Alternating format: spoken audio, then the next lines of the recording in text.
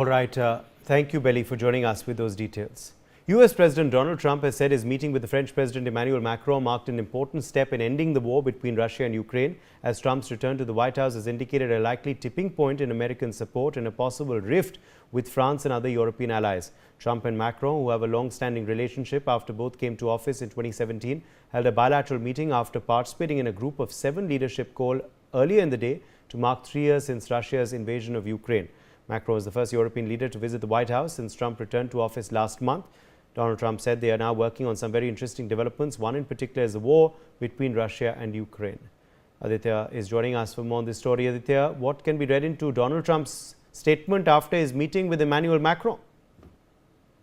Well, Uday, if you see, what has happened, that the, French French President Emmanuel Macron is very clear about his stance, we cannot expect that this war is ending and Ukraine will surrender. So it is completely a very signal to the Trump administration, that, France, which is a major country in the European continent, it has unwavering support for Ukraine. And, he has indirectly signaled to Donald Trump that this war between Russia and Ukraine that has been going for the past 3 years should end. And Donald Trump, we saw that U.S. President Donald Trump, even in his election speeches, also said that he will end this Russia-Ukraine war.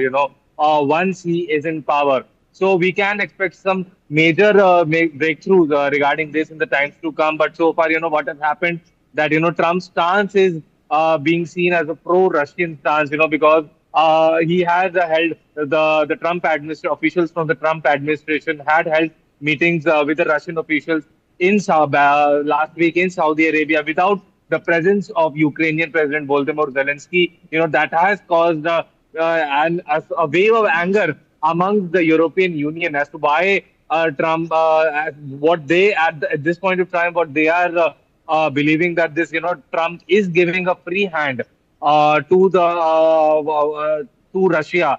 So, this is the situation at the moment is very perplexed, and it needs to be seen as to how things move forward in this direction. As you rightly pointed out, French President Emmanuel Macron did hold talks with Donald Trump in this regard. Yes, there.